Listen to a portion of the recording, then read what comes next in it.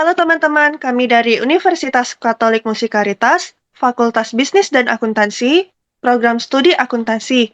Kami membuat video ini untuk memenuhi pelajaran mata kuliah Akuntansi Sektor Publik dengan dosen pengampu Dr. Hajah Mutiara Maimunah, SEMSc, AKCA BKP CPA, ASEAN CPA. Perkenalkan, nama saya Siarli dengan NIM 2121005. Nama saya Sally Septriani dengan NIM 2121003. Nama saya Sali Cesario dengan NIM 2121009. Nah, pertama-tama, saya akan menjelaskan mengenai definisi dan pentingnya akuntansi sektor publik. Nah, akuntansi sektor publik ini berfungsi untuk meningkatkan transparansi dalam pengelolaan dana publik, memungkinkan masyarakat untuk mengakses informasi keuangan yang jelas. Hal ini mendukung akuntabilitas, di mana pengelolaan sumber daya publik bertanggung jawab atas penggunaan anggaran dan keputusan yang diambil. Lalu yang kedua, dukungan untuk kebijakan publik. Informasi keuangan yang dihasilkan dari akuntansi sektor publik memberikan dasar yang kuat bagi pengambilan keputusan oleh pembuat kebijakan. Data ini memungkinkan analisis yang lebih baik terhadap efektivitas program pemerintah dan membantu dalam perencanaan serta penganggaran yang lebih tepat sasaran. Berikutnya akan dijelaskan oleh teman saya.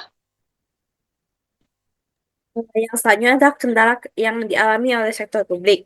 Sistem akuntansi yang dirancang dan dijalankan dengan baik akan menjamin dilakukannya prinsip stewardship, yaitu tanggung jawab dalam mengelola sumber daya yang dimiliki dan dijaga keberlanjutannya, beserta accountability, yaitu kewajiban seseorang atau suatu organisasi untuk mempertanggungjawabkan tugas serta kewajibannya. Beberapa kendala atau hambatan yang dialami oleh akuntansi sektor publik yaitu yang pertama itu objektif. Teknik akuntansi yang dimaksudkan manajemen perlu memiliki derajat objektivitas yang dapat diterima oleh semua pihak yang menjadi stakeholder. Yang selanjutnya itu konsistensi. Konsistensi penggunaan metode akuntansi yang sama untuk menghasilkan laporan keuangan selama beberapa tahun yang berturut-turut. Daya banding.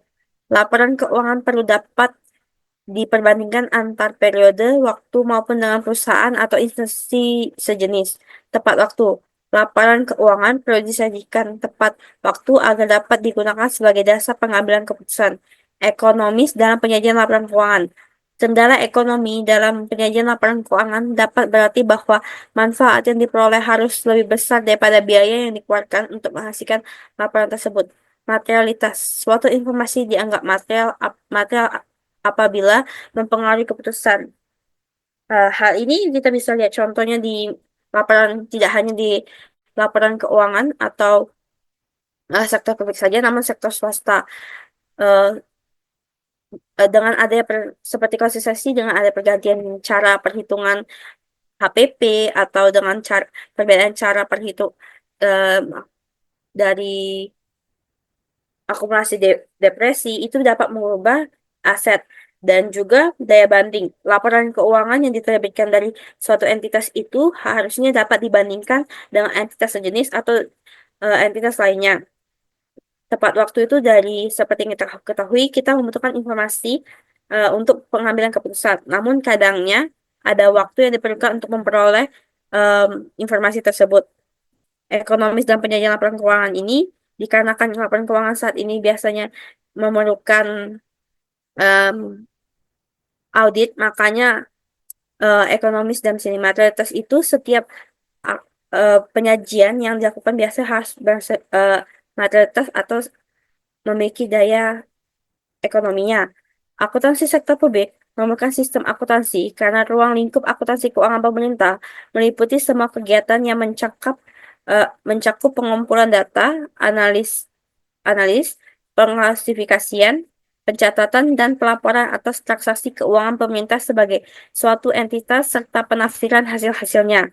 Terdapat 4 dasar dari sistem akuntansi keuangan adalah sebagai berikut, yaitu identifikasi, pengklasifikasian, ada sistem pengendalian untuk manajemen realitas, dan menghitung pengaruh masing-masing ke operasi beberapa hal yang perlu dipertimbangkan dalam penetapan standar akuntansi antara lain seperti standar yang memberikan pedoman tentang informasi yang harus disajikan dalam laporan posisi keuangan, kinerja, dan aktivitas suatu organisasi bagi seluruh pengguna informasi. Yang selanjutnya itu standar yang memberikan petunjuk dan aturan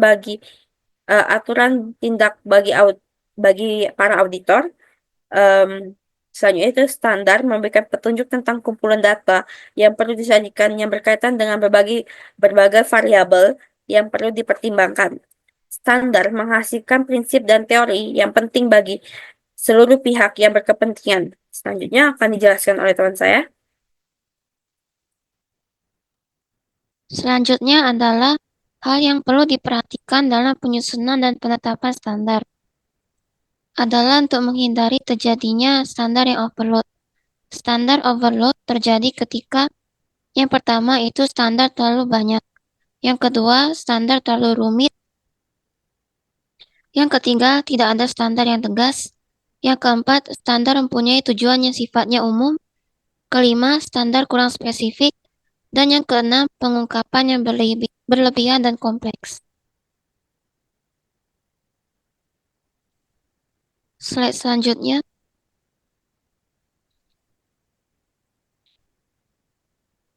Slide selanjutnya yaitu teknik-teknik akuntansi sektor publik. Yang pertama ada akuntansi anggaran.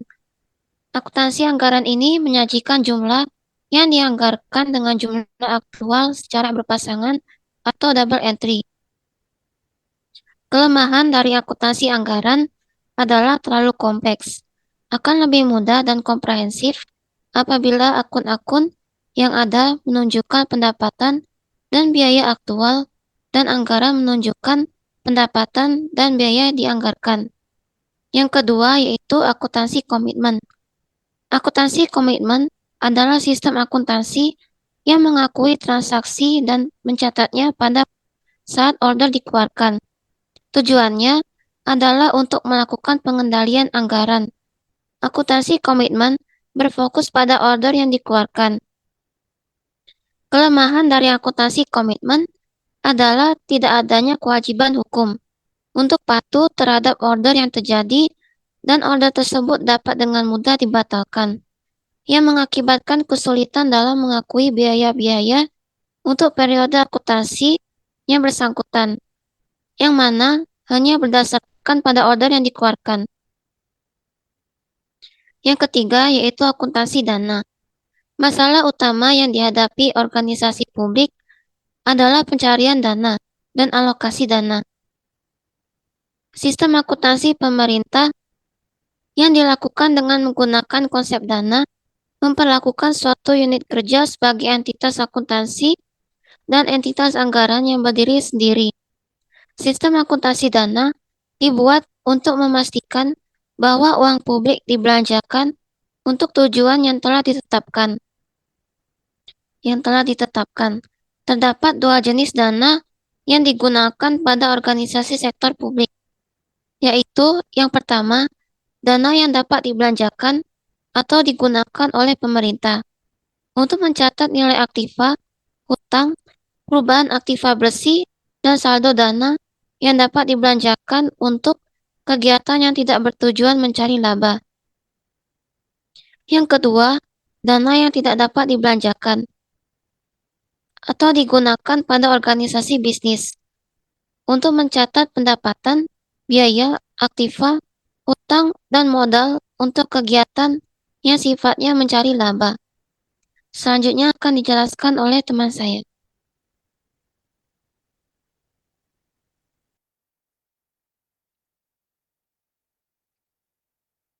Baiklah, berikutnya adalah basis dan sistem pencatatan akuntansi keuangan sektor publik. Yang pertama adalah basis kas, adalah basis pencatatan yang mana pendapatan dicatat saat kas diterima dan pengeluaran dicatat pada saat kas dikeluarkan. Manfaatnya adalah mencerminkan pengeluaran yang aktual, real, dan objektif, tetapi tidak mencerminkan kinerja secara menyeluruh karena belum dapat menyajikan hak dan kewajiban organisasi secara utuh. Kedua basis akrual adalah basis pencatatan, yang mana semua transaksi yang sudah diterima maupun belum diterima pada saat transaksi tersebut dilakukan. Metode ini memungkinkan sebuah perusahaan untuk mencatat pemasukan sebelum menerima pembayaran. Basis akrual menurut buku Mardiasmo diyakini dapat menghasilkan laporan keuangan yang lebih komprehensif dan relevan untuk pengambilan keputusan. Lalu yang ketiga, basis kas menuju akrual atau transisi kas ke akrual. Pada masa transisi ini, terdapat banyak entitas sektor publik yang menerapkan basis modifikasi dan pemerintah Indonesia pernah menerapkan basis ini dalam masa penyusunan laporan keuangan selama masa transisi. Lalu, double entry system. Sebelumnya itu, menggunakan single entry adalah sistem pencatatan yang setiap transaksinya dicatat sekali. Tetapi karena adanya tuntutan transparansi dan akuntabilitas, dibuatlah perubahan menjadi double entry, yang ditujukan untuk menghasilkan laporan keuangan yang auditable dan traceable. Nah, pada basis akrual ini, yang mana akuntansi di mana transaksi ekonomi atau peristiwa akuntansi itu diakui, dicatat, dan disajikan dalam laporan keuangan pada saat terjadinya transaksi tersebut tanpa memperhatikan waktu kas diterima atau dibayarkan.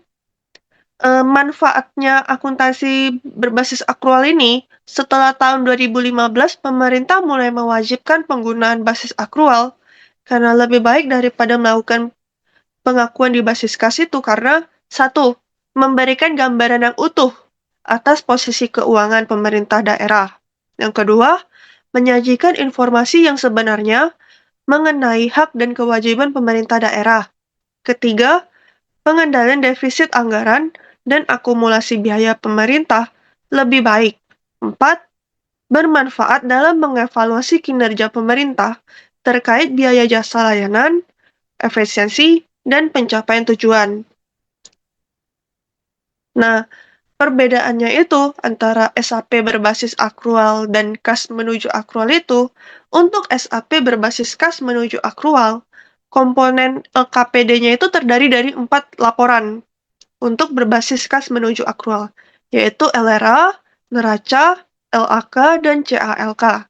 Untuk SAP berbasis akrual, komponen LKPD-nya itu terdiri dari 7 laporan, yaitu LRA, laporan perubahan SAL, LO, neraca, LPE, LAK, dan CALK. Untuk berbasis kas menuju akrual, pendapatan, belanja, dan pembiayaan diakui dan dicatat pada saat kas diterima atau dikeluarkan. Untuk SAP berbasis akrual, pendapatan, belanja, dan pembiayaan diakui dan dicatat pada saat timbulnya hak dan kewajiban tanpa memperhatikan kas diterima atau dikeluarkan. Seperti yang dilakukan pada double entry system. Nah, untuk SAP berbasis kas menuju akrual, penyajian aset dalam neraca belum mencerminkan nilai bersih karena belum memperhitungkan penyusutan dan penyisihan piutang. Untuk SAP berbasis akrual ini, penyajian aset dalam neraca ini mencerminkan nilai bersih dengan memperhitungkan penyusutan dan penyisihan piutang. Manfaat akuntansi berbasis akrual ini, selain memberikan gambaran yang utuh atas posisi keuangan pemerintah daerah, menyajikan informasi yang sebenarnya mengenai hak dan kewajiban pemerintah, pengendalian defisit, juga bermanfaat dalam mengevaluasi kinerja pemerintah terkait biaya jasa layanan efisiensi dan pencapaian tujuan.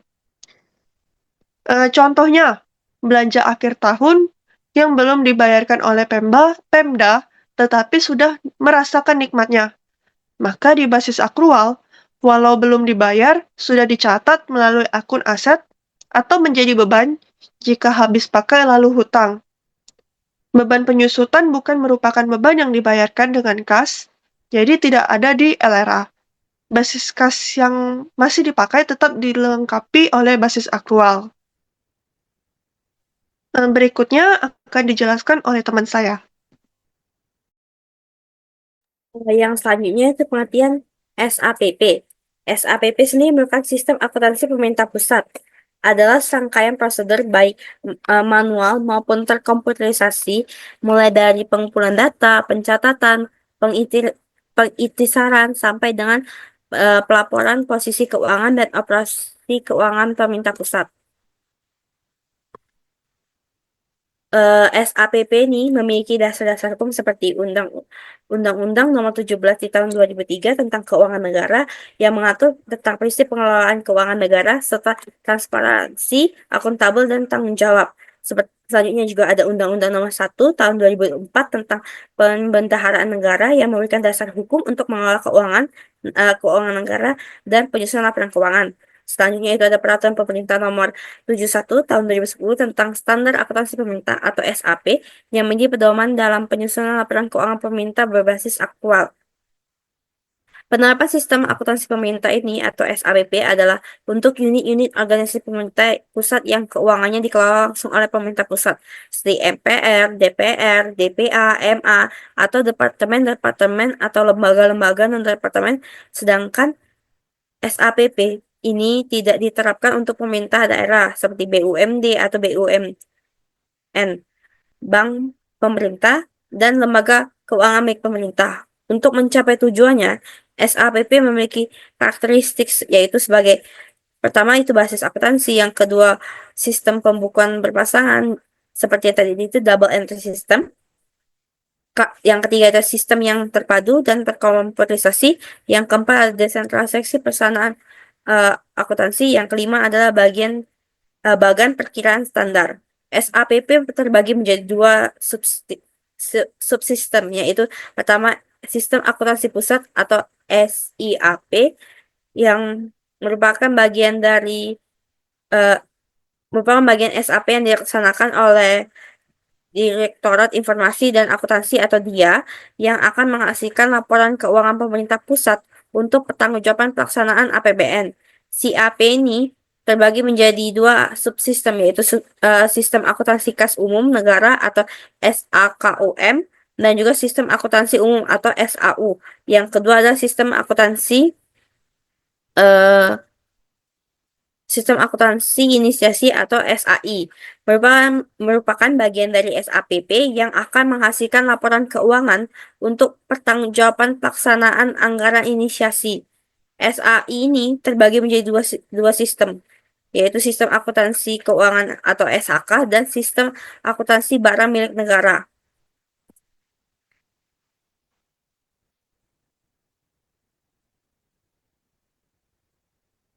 Nah, karakteristik tujuan SAPP ini adalah untuk seperti transparansi, yaitu memberikan informasi keuangan yang jelas dan terbuka kepada masyarakat dan pemangku kepentingan lainnya. Akuntabilitas seperti mempertanggungjawabkan pengelolaan anggaran oleh pemerintah pusat. Konsistensi adalah untuk mewujudkan pelaporan keuangan yang seragam. Antisipasi pemerintah pusat. Kompabilitas memungkinkan perbandingan kinerja keuangan antar periode dan antar unit organisasi. Komponen utama SAPP ini adalah seperti pencatatan transaksi keuangan, pengendalian dan monitoring pelaporan keuangan. Eh, Terdapat juga beberapa tantangan dalam pelaksanaan SAPP seperti keterbatasan aset SDM, kurangnya kapasitas sumber daya manusia dalam memahami basis aktual seperti integrasi data dan pembentukan kepatuhan. Selanjutnya akan dijelaskan oleh teman saya. Selanjutnya yaitu ada sistem akuntansi pemerintah daerah. Sistem akuntansi pemerintah daerah atau SAPD adalah serangkaian prosedur mulai dari proses pengumpulan data, pencatatan, pengiktisaran, sampai dengan pelaporan keuangan dalam rangka pertanggungjawaban pelaksanaan APBD yang dilakukan secara manual atau menggunakan aplikasi komputer. Karakter SAPD yaitu yang pertama ada basis akuntansi. Artinya SAPD menggunakan basis kas untuk laporan realisasi anggaran atau LRA dan basis akrual untuk neraca. Yang kedua ada sistem pembukuan berpasangan. Ini artinya didasarkan atas dasar persamaan dasar akuntansi, yaitu aset sama dengan utang ditambah ekuitas dana. Setiap transaksi dibukukan dengan mendebit suatu perkiraan dan mengkredit perkiraan yang lain. SAPD terdiri dari dua subsistem, yaitu yang pertama, sistem akuntansi pemerintah daerah. Ini artinya dilaksanakan oleh PPKD atau pejabat pengelola keuangan daerah yang akan mencatat transaksi-transaksi yang dilakukan oleh level Pemda. Yang kedua yaitu sistem akuntansi satuan kerja perangkat daerah. Sistem akuntansi satuan kerja perangkat daerah ini dilaksanakan oleh pejabat penata usahaan keuangan atau PPK SKPD. Selanjutnya akan dijelaskan oleh teman saya.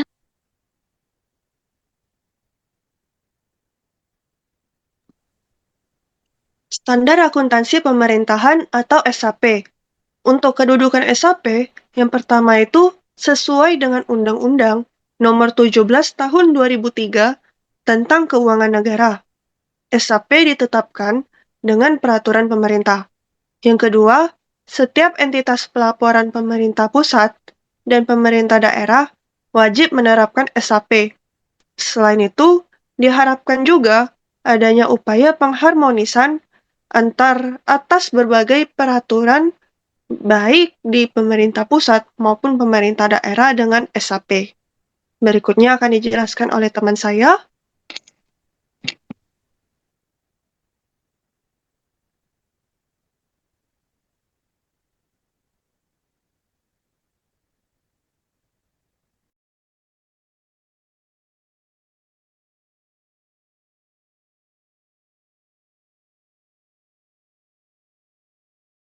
Yang selanjutnya itu ruang lingkup SAP.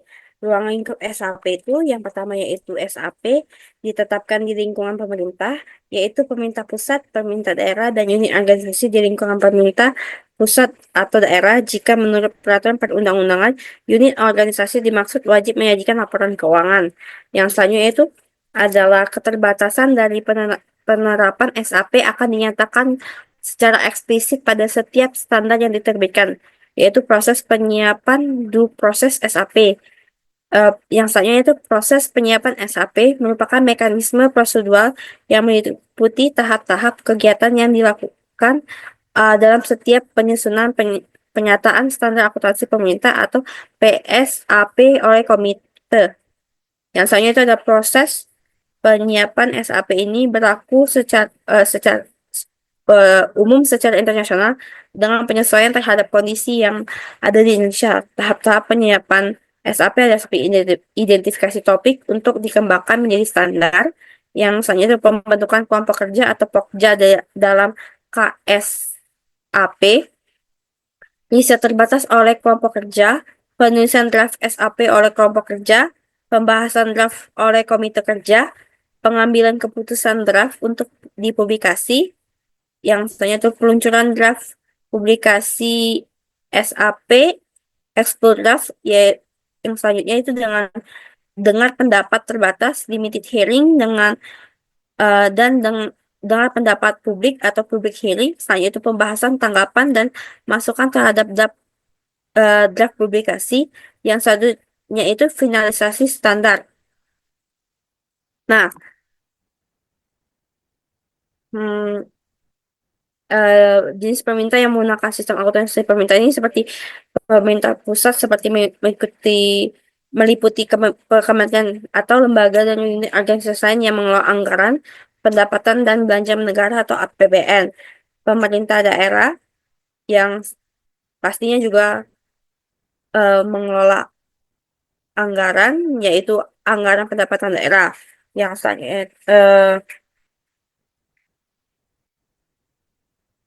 dalam laporan keuangan pemerintah tuh ada beberapa laporan yang berbeda dari laporan keuangan yang biasa kita lihat di dalam sektor swasta, seperti ada LRA atau laporan realisasi anggaran.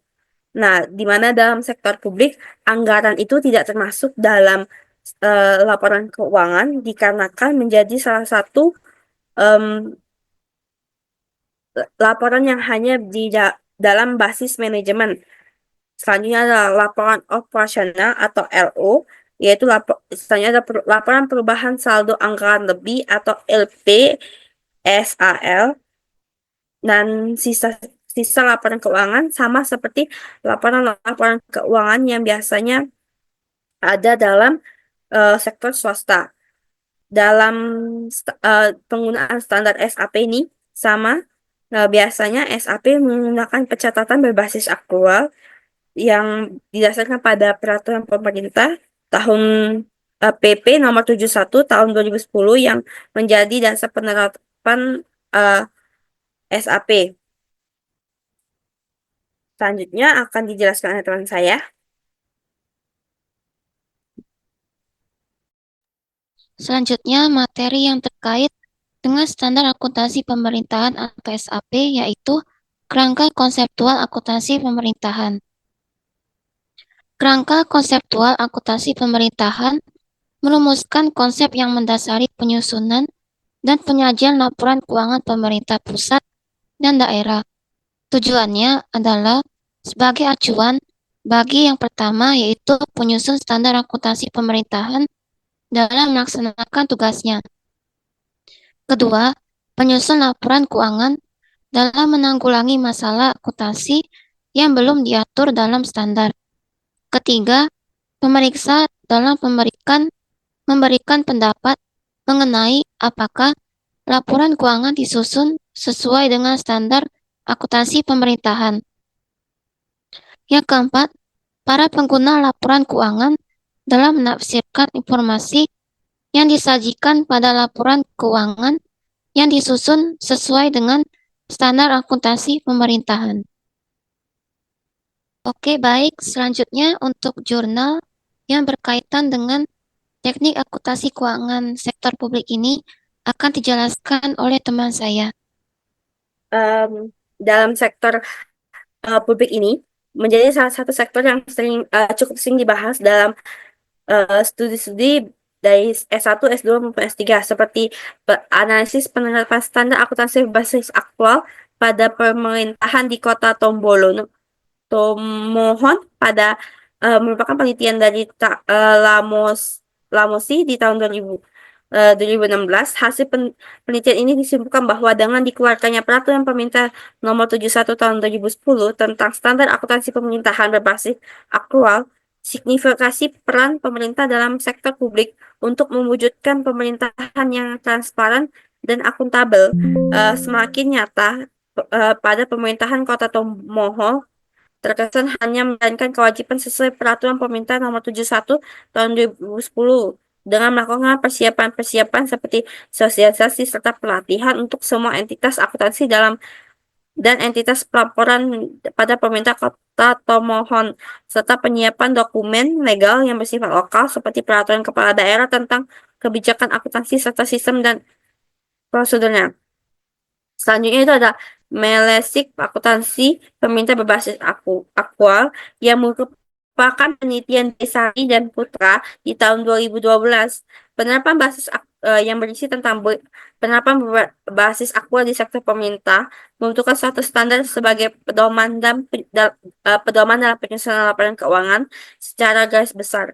Negara-negara mengadopsi sebagian besar dan seluruh internasional public sector accounting standard karena telah disusun untuk digunakan oleh negara-negara dalam mengembangkan atau merevisi standarnya. Terdapat berbagai manfaat yang dapat diperoleh dalam penerapan basis aktual. Basis aktual ditujukan untuk mengatasi ketidakcukupan basis kas dalam memberikan informasi yang akurat. Yang selanjutnya itu adalah penelitian penelitian dengan judul Manfaat Akuntansi Basis Akrual dan Basis Kas menuju akrual dalam pengambilan keputusan internal pemerintah daerah, yang merupakan penelitian dari Feryono dan Sutaryo di tahun 2017. Penelitian ini menemukan bahwa basis akrual lebih bermanfaat daripada basis kas, sehingga adanya perbedaan dengan penelitian terdahulu lainnya. Dengan kemungkinan penyebabnya adalah waktu implementasi basis akrual dan karena ketidakpastian sumber daya manusia. Yang selanjutnya juga ada penelitian dari yang berjudul Penerapan Sistem Akuntansi Keuangan Daerah dalam mewujudkan transparansi dan akuntabilitas keuangan pemerintah daerah di Provinsi Sulawesi Utara, yang merupakan penelitian dari uh, Al-Bugis di tahun 2024. Hasil penelitian ditemukan bahwa secara umum penerapan sistem akuntansi keuangan daerah Provinsi Sulut telah transparan dan akuntability karena sistem dan prosedur keuangan dengan dimulainya penyusunan neraca awal oleh pemerintah Provinsi Sulut telah sesuai dengan peraturan yang ada, yaitu meningkatkan kinerja, transparansi, dan akuntabilitas pengelolaan keuangan daerah. Melalui pengamatan, dapat dilihat bahwa pemerintah Provinsi Sulut telah menerapkan sistem dan prosedur yang baik, yaitu terdapat pembagian tugas dan wewenang dalam pelaksanaan administrasi keuangan daerah dan adanya review berjenjang dalam pemberian persetujuan atas suatu transaksi, serta ada proses pengendalian manajemen termasuk manajemen keuangan. Dan ada penjelasannya yaitu pengaruh sistem akuntansi keuangan daerah terhadap akuntabilitas laporan keuangan pada Satuan Kerja Dinas Pendapatan dan Pengelolaan Keuangan atau DPPK Pemerintah Daerah Kabupaten Bandung, yang merupakan penelitian dari Surjono dan Firdaus di tahun 2019. Hasil penelitian ini menggambarkan bahwa terdapat arah positif pada dan tingkat pengaruh yang kuat dalam sistem akuntansi keuangan daerah, yang terdapat akuntabilitas laporan keuangan daerah. Koefisien determinasi atau KD adalah sebesar 0,5446 atau 54,46%. Dalam hal ini dapat diartikan bahwa sistem akuntansi keuangan daerah berpengaruh terhadap akuntabilitas laporan keuangan daerah sebesar 54,46% dan sisanya sebesar 45,54% dipengaruhi oleh faktor-faktor lain. Dan juga ditemukan bahwa terdapat pengaruh antara sistem akuntansi keuangan daerah terhadap akuntabilitas dan laporan keuangan. Masih banyak penelitian-penelitian lain mengenai teknik-teknik keuangan sektor publik yang dapat dilihat atau dicari. Sekian presentasi saya, akan dilanjutkan oleh teman saya. Baik, demikian presentasi dari kelompok kami. Apabila ada salah kata, kami mohon maaf. Sekian dan terima kasih.